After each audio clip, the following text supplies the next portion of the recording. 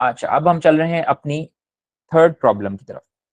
Almost हम लोग 9:25 हो गए हैं, इसको हम लोग हाफ पे पहुंच गए हैं। ये वाली चीजें थोड़ी सी जरा मुश्किल होंगी, तो हम आई थिंक ऑन ट्रैक हैं टाइम से। क्वेश्चंस अगर हैं डेफिनेटली वो अपने पास अपने लिखते जाएं, और एंड पे हमारे पास क्वेश्चंस का डेफिनेटली टाइम बचेगा, तो हम वहाँ पे क्वेश्चंस की जो है ना वो सारे आंसर करेंगे एक एक करके।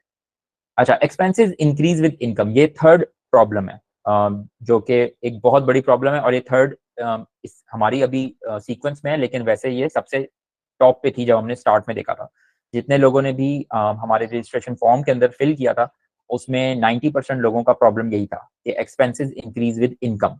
ये एक बहुत ही कॉमन प्रॉब्लम है, और आप समझ लें कि ये ऑलमोस्ट 95% लोगों के अंदर एग्जिस्ट करती है। डेफिनेटली मिडिल क्लास सब के अंदर ये एग्जिस्ट करती है कि जैसे जैसे उनकी इनकम इंक्रीज होती है, उनके एक्सपेंसेस भी वैसे ही इंक्रीज होते जाते हैं। कुछ जरूरत के तहत होते हैं और कुछ बगैर जरूरत के तहत होते हैं, और हम यहाँ पे ऑब्वियसली बात वही कर रहे हैं कि जो बगैर जरूरत के तहत ज्यादा हो जाते हैं, और जिस चीज को कुछ लोग जरूरत समझते हैं वो एक्चुअल में जरूरत होती नहीं है, तो वो भी हम देखते हैं।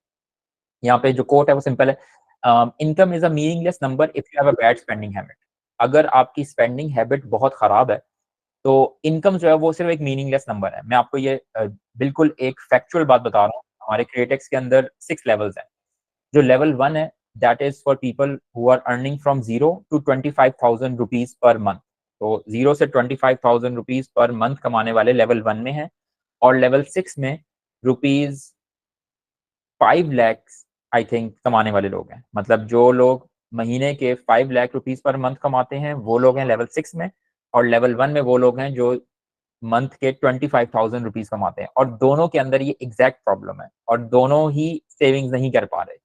जो लेवल 1 वाला बच्चा है वो इसलिए सेविंग्स नहीं कर पा रहा क्योंकि उसको लगता है कि उसकी इनकम बहुत कम है।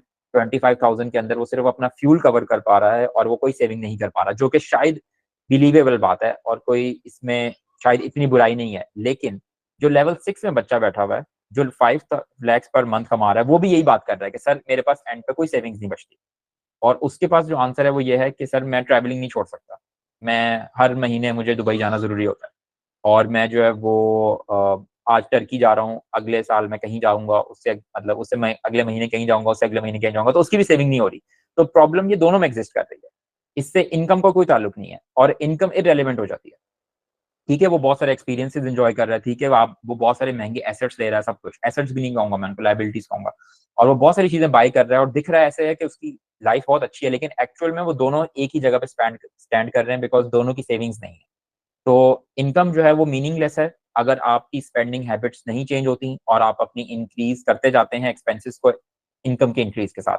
तो कोई फर्क नहीं पड़ेगा, आप चाहे 10 लाख रुपए, 20 लाख रुपए, ऐसे भी लोग हैं जो करोड़ रुपए कमाते हैं लेकिन स्टिल वो सेविंग नहीं करते, तो वो भी एंड पे वहीं खड़े हुए हैं जहां पे कोई और खड़ा हुआ है जिसकी सेविंग्स नहीं है। तो सेविंग्स करना एक्सट्रीमली इंपॉर्टेंट है, और एक्सपेंसेस अगर आप बढ़ाते जाएंगे इनकम के साथ, तो इनकम का फर्क नहीं पड़ता कि इनकम कितनी है। यहाँ पे जो फैक्ट लिखा हुआ है कि average spending of a US citizen in 2023 in comparison to their income is 33% every month. अच्छा, और ये भी एवरेज है, इसमें बहुत बड़ी एक मेजॉरिटी जो आप कह सकते हैं एक बेस लेवल के ऊपर स्टैंड करते हैं लोग, वो अ, उनकी बहुत ज्यादा है स्पेंडिंग, 33% से बहुत ज्यादा है। लेकिन खैर जो एवरेज है वो ये है। और पाकिस्तान के अंदर भी आप ये कह सकते हैं कि पाकिस्तान में भी बहुत एक बड़ा मसला है लोगों का कंज्यूमरिज्म का, और लोग बहुत ज्यादा अपनी स्पेंडिंग करते हैं, इनकम जैसे जैसे बढ़ती है स्पेंडिंग भी बढ़ती जाती है। तो ये सब कुछ उसके लिए ट्रू है। इसके लिए करना क्या है उसको देखते हैं। अच्छा, ये एक बुक है। अगेन यहाँ पे ना कुछ जगहों पे आप देखेंगे मैं एक्चुअल एडिशनल रिसोर्सेज लिखी आएंगी, जैसे यहाँ पर यार क्या हो गया, जैसे यहाँ पे खैर एडिशनल रिसोर्स नीचे लिखी हुई है, book read richest man in Babylon. तो ये एंड पे जाके जो है ना एक रिसोर्सेज का पेज होगा, उसकी आप पिक्चर भी ले सकते हैं, और वो मैं कोशिश करूंगा वो सारी चीजें मैं आपको सेंड भी कर दूं वर्कशॉप के बाद। तो ये जो बुक रीड कहीं पे भी एडिशनल रिसोर्सेज आएंगे तो वो एंड पे जाके शेयर होंगे। रिचेस्ट मैन इन बेबीलोन बहुत अच्छी बुक है, उसके अंदर कुछ इस तरह की कैटेगराइजेशन की गई है। अगेन इसको मैंने कुछ ना कुछ अपने हिसाब से अमेंड किया है, लेकिन still it's a very good book. It talks about a person जो कि बेबीलोन में एग्जिस्ट करता था, I don't know, it's a fictional story में भी। और वो किस तरह रिच होता है, ये सारी उसकी वहां से लर्निंग है। आप समझ लो कि मैंने उसको उसी तरह टेबल के अंदर ले आया। सबसे पहले हमारे पास पुअर क्लास है। पुअर क्लास वो है जो अपने एक्सपेंसेस उसके 100% है, मतलब इनकम के हिसाब से एक्सपेंसेस कितने हैं, 100% है, मतलब वो जितना भी अर्न कर रहे हैं वो स्पेंड कर रहे हैं, ये पुअर क्लास है। अच्छा, इसमें ये पुअर क्लास का मतलब वो नहीं है कि ये पुअर है, ऐसा भी हो सकता है एक बंदा 10 लाख कमा रहा हो लेकिन वो 10 लाख स्पेंड कर रहा है, और अगर 10 लाख स्पेंड कर रहा है दैट मीन्स कि वो इसी क्लास में बिलोंग करता है, वो पुअर क्लास में बिलोंग करता है, वो कभी भी आगे वाली क्लास में नहीं जा सकेगा अगर वो यहीं पर अपना लाइफस्टाइल रखेगा। और बहुत सारे आपने देखा होगा लॉटरी विनर्स और इस तरह के लोग जो होते हैं वो पुअर क्लास में बिलोंग करते होते हैं, बिकॉज वो इवन दो इनकम उनकी बहुत ज्यादा एकदम से हो जाती है लेकिन वो क्योंकि सब कुछ स्पेंड कर देते हैं तो वो रहते पुअर क्लास के अंदर ही हैं, इनकी सेविंग्स भी जीरो होती है, इन्वेस्टमेंट भी जीरो होती है। अब हम मिडिल क्लास में आते हैं, ये 99% लोग यहाँ पे एग्जिस्ट करते हैं, मतलब ये बाकी सब लोग जो है बहुत कम है। मिडिल क्लास जो है वो बहुत बड़ी एक मेजोरिटी है, और आई थिंक जिनसे मैं इस वक्त बात कर रहा हूँ और आप सब लोग जो हैं जिन्होंने फॉर्म फिल किया सारे यहाँ पे ज्वाइन किया है, हम सब लोग मोर और less middle class upper class यहाँ पे कहीं एग्जिस्ट कर रहे होते हैं। तो मिडिल क्लास के जो नॉर्मल स्ट्रेटजी होती है वो इसी तरह की होती है कि 90% वो स्पेंड कर रहे होते हैं, अगेन कुछ लोग 100% पे हैं तो वो पुअर है, लेकिन अगर कोई 90% अपनी इनकम का स्पेंड कर रहा है दैट मीन्स वो मिडिल क्लास में बिलोंग करता है, और ये बिल्कुल एक नॉर्मल जगह है जहाँ पे आप हमेशा नॉर्मल ही एरिया में रहेंगे। और सेविंग्स 10% हो रही होती है, या इमरजेंसी फंड्स के लिए होती है या लाइयर के लिए होती है। बहुत सारे लोग ये सेविंग इसलिए कर रहे होते हैं बिकॉज उन्होंने साल के बाद कहीं ट्रैवल करना होता है या बहुत कोई वेकेशन पे जाना होता है, तो ये 10% सेविंग भी saving not for investment but saving just for the sake of spending, मतलब इन फ्यूचर, तो ये भी कोई खास सेविंग नहीं होती। उसके बाद अपर क्लास आती है। अपर क्लास वो क्लास है जो समझती है कि नहीं सिर्फ सब कुछ स्पेंड नहीं करना होता, you have to save something as well. अच्छा, इससे फर्क नहीं पड़ता आप अगेन अर्न कितना कर रहे हैं, बिकॉज यहाँ पे हर चीज रिलेटिव है, तो आप जितना भी अर्न कर रहे हैं आप अपर क्लास में आ सकते हैं if you are doing these percentages. तो अगर आप 60% एक्सपेंसेस पे, सेविंग्स पे 20 और इन्वेस्टमेंट पे 20 और आगे फिर उसी तरह चलते हैं, तो जो इलीट है अगेन ये 10% पे भी शायद नीचे चले जाते हैं। ये अभी मैंने यहाँ 10% लिखा हुआ है लेकिन शायद ये 10% से भी नीचे होता है, ये शायद 5% यहाँ होते हैं, सेविंग्स इनकी 10% होती है, 85 होता है। Again these are just approximate, आप कह सकते हो एवरेजेस नंबर्स हैं, लेकिन इलीट क्लास जो होता है वो जब ही वही बंदा होता है जो मैक्सिमम एक्सपेंसेस उसके कम होते हैं और सेविंग्स और इन्वेस्टमेंट पर उसका ज्यादा फोकस होता है। तो जो मसला है हमारा एक्सपेंसेस इंक्रीज होने का विद इनकम, वो नहीं होना चाहिए। इसको ना बहुत हम अच्छा अभी हम नेक्स्ट स्लाइड में देखेंगे, लेकिन सिर्फ यहाँ पर ये समझने की बात है कि जब आपकी इनकम इंक्रीज हो रही है तो आपने एक्सपेंसेस इंक्रीज नहीं करने, आपने एक्सपेंसेस की परसेंटेज को कम करते जाना है जैसे जैसे आपकी इनकम इंक्रीज हो रही है, और आपने सेविंग्स और इन्वेस्टमेंट पे फोकस करना है। इन्वेस्टमेंट हमारी लास्ट जो प्रॉब्लम है उसका हम लोग देखेंगे। अभी हम लोग जरा सेविंग्स और एक्सपेंसेस इन सब के ऊपर बात करेंगे, जो कि एक बहुत अच्छा है। अगेन यहाँ पे बुक रेफरेंस आ रहा है रिच डैड पुअर डैड, उसके अंदर बहुत अच्छा एक्सप्लेन्ड है यही सेम कॉन्सेप्ट जो कि यहाँ पे मैंने ज्यादा सिंप्लीफाई करके लिखा हुआ है। आई थिंक उसमें थोड़ा डिटेल ज्यादा है, लेकिन मोर और लेस यही इन्फॉर्मेशन है। लेकिन it's a very good book, हर किसी को पढ़नी चाहिए रिच डैड पुअर डैड। ये रिसोर्सेज के पेज पे भी जाकर हम लोग दोबारा इसको विजिट करेंगे, लेकिन still it's a very amazing book. Poor cycle उसमें बताया गया है कि पुअर साइकिल क्या होता है।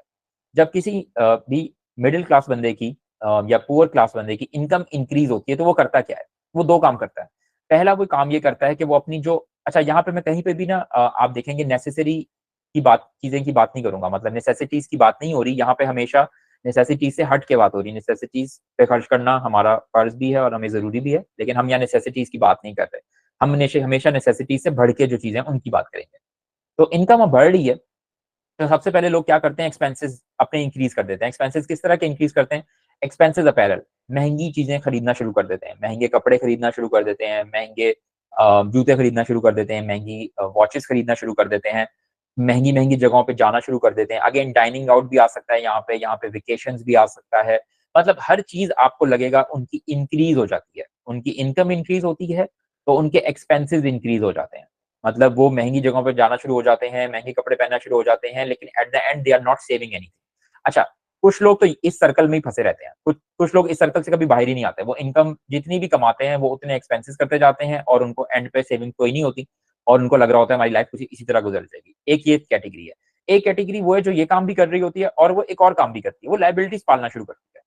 अच्छा, कुछ लोग यहाँ पे ना इसको एसेट कहते हैं, जो कि रिच डैड पुअर डैड में बड़ा क्लियर डिफाइन किया गया है कि एसेट्स क्या होते हैं, लाइबिलिटीज क्या होते हैं। तो लाइबिलिटीज बेसिकली वो चीजें होती हैं जिसकी वजह से एक्सपेंसेस बढ़ते हैं। तो वो क्या करते हैं, वो एक बड़ा घर खरीदने की कोशिश करते हैं, बड़ी गाड़ी खरीदने की कोशिश करते हैं, महंगा फोन खरीदने की कोशिश करते हैं। वो महंगे एसेट्स अपने हिसाब से, जिनको वो एसेट्स कहते हैं, वो खरीदना शुरू कर देते हैं। अच्छा, इनसे होता क्या है, इन लाइबिलिटीज से, इनको एसेट क्यों नहीं कहते, ये लाइबिलिटीज कहलाती हैं, क्यों, क्योंकि इनकी वजह से मजीद एक्सपेंसेस इंक्रीज होते हैं। अगर बड़ा घर होगा तो उसकी मेंटेनेंस कॉस्ट ज़्यादा होगी, अगर बड़ी गाड़ी होगी तो उसका फ्यूल एक्सपेंस ज़्यादा होगा, उसकी भी मेंटेनेंस कॉस्ट ज़्यादा होगी। तो इन ऑफ इटसेल्फ वो इसी साइकिल में फँसे रहते हैं। तो इनकम इंक्रीज़ होने की वजह से अपने एक्सपेंसेस तो इंक्रीज़ करते ही हैं, मज़ीद लायबिलिटीज़ पालना शुरू कर देते हैं और इन लायबिलिटीज़ को मेंटेन करने के लिए उन्हें मज़ीद एक्सपेंसेस करने पड़ते हैं। और जब वो मज़ीद एक्सपेंसेस करते हैं तो वो इसी सर्कल के अंदर फिरते रहते हैं, जिसको हम लोग पुअर साइकिल कहते हैं। इस साइकिल में बहुत लोग आपको दिखेंगे, मैंने ऐसे लोग भी देखे हैं जो कि मेरे पिछले वर्क प्लेस में काम करते थे, जिनकी अर्निंग 4 लाख 5 लाख ईज़िली थी और वो इसी सर्कल में फँसे हुए थे। वो लीज़ पर महँगी से महँगी चीज़ें लेते जाते थे, उनके पास सबसे महँगी एप्पल वॉच होती थी, सबसे महँगा एप्पल का जो है लैपटॉप होता था, सबसे महँगा आईफ़ोन होता था, हर चीज़ लीज़ पे।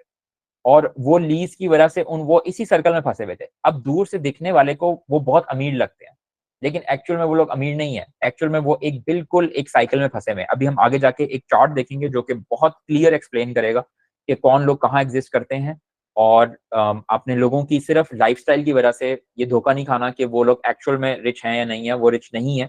वो सिर्फ़ एक्ट करना चाह रहे हैं रिच लोगों की तरह और वो पूरी ज़िंदगी इस पुअर साइकिल में ही गुज़ार देते हैं और उनकी ज़िंदगी पेचेक टू पेचेक होती है। अभी आगे जाके हम देखेंगे भी उन चीज़ों को। ये पुअर साइकिल है। रिच साइकिल इससे बहुत डिफरेंट है। अब हम देखते हैं ज़रा रिच साइकिल किस तरह का होता है। अगेन ये भी रिच डैड पुअर डैड से ही लिया गया और इसको मैंने सिर्फ़ अपने हिसाब से थोड़ा चेंज किया है। अच्छा, जो रिच लोग होते हैं वो क्या करते हैं? वो इनकम इंक्रीज़ होती है। अगेन मैं यहाँ पे नेसेसिटीज़ की बात नहीं कर रहा। तो जो इनकम इंक्रीज़ हो रही है वो अपनी नेसेसिटीज़ वैसे ही रखी हुई है, कोई नेसेसिटीज़ में चेंज नहीं आया बिकॉज़ नेसेसिटीज़ बेस लेवल पे सेम होती हैं। नेसेसिटीज़ में कोई चेंज नहीं आता। वो इस इनकम से करते क्या हैं? वो इस इनकम से एसेट्स खरीदते हैं।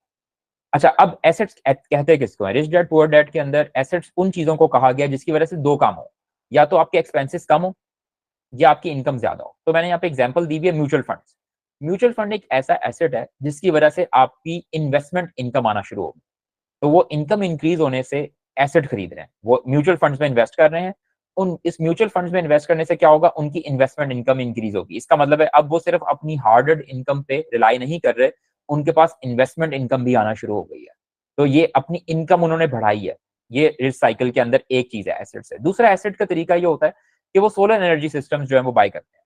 और उससे क्या होता है? उससे उनका इलेक्ट्रिसिटी बिल जो होता है वो नीचे चला जाता है, तो उनके एक्सपेंसेस कम होते हैं। तो उन्होंने क्या किया? उन्होंने अपनी इनकम इंक्रीज़ होने को यूज़ किस तरह किया? एसेट्स में इन्वेस्ट किया। एसेट 2 तरह के हो सकते हैं, या तो वो आपकी इनकम को इंक्रीज़ करेंगे या वो आपके एक्सपेंसेस को रिड्यूस करेंगे। अगर दोनों कर रहे हैं तो ये तो बहुत ही अच्छी बात है। तो रिच लोग जो होते हैं वो इस सर्कल के ऊपर चल रहे होते हैं, वो इस साइकिल पे बिलीव करते हैं और जब ये इनकम इंक्रीज़ होती है, वो मज़ीद एसेट्स में इन्वेस्ट करते हैं और फिर मज़ीद अपने एक्सपेंसेस कम करते हैं और मज़ीद अपनी इनकम इंक्रीज़ करते हैं। और इसी साइकिल को फ़ॉलो करते-करते वो इस जगह पे पहुँच जाते हैं जहाँ पे हमें लग रहा था कि ये कैसे हो सकता है। ये जो 10% एक्सपेंसेस कर रहे थे और सेविंग्स इनकी 5% थी और इन्वेस्टमेंट पे इनका सारा फ़ोकस था, वो यही कर रहे थे। वो अपनी इनकम का मेजॉरिटी पोर्शन इन्वेस्टमेंट कर रहे थे और वो इन्वेस्टमेंट वापस उनके एक्सपेंसेस को कम कर रही थी, सेविंग्स को ज़्यादा कर रही थी। मतलब इनकम को इंक्रीज़ कर रही थी।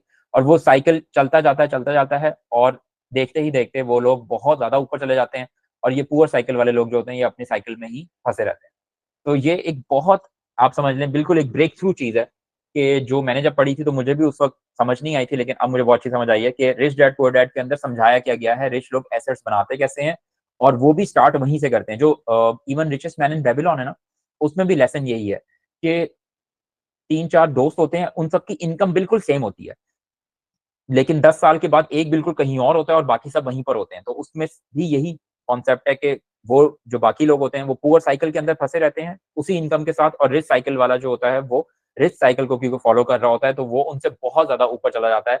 और फिर अगेन वही जो चीज़ अभी हमें बिल्कुल इम्पॉसिबल लग रही थी। बहुत सारे लोग जब इस चार्ट को देखते हैं ना, तो वो टेबल को देखते हैं तो वो इम्पॉसिबल समझते हैं। वो कहते हैं यार ये हो ही नहीं सकता कि कोई बंदा सिर्फ़ अपनी इनकम का 10% खर्च करे। ऐसे भी लोग हैं जो अपनी इनकम का 1% खर्च करते हैं। तो अगर आप अपनी इनकम का 10% खर्च सिर्फ जब ही होगा जब आप इन्वेस्टमेंट करेंगे एसेट्स के अंदर, और वो जब ही पॉसिबल है जब आप अपनी हैबिट को चेंज करेंगे। तो ये एक मेजर चीज़ है। तो ये हमारी थी थर्ड प्रॉब्लम।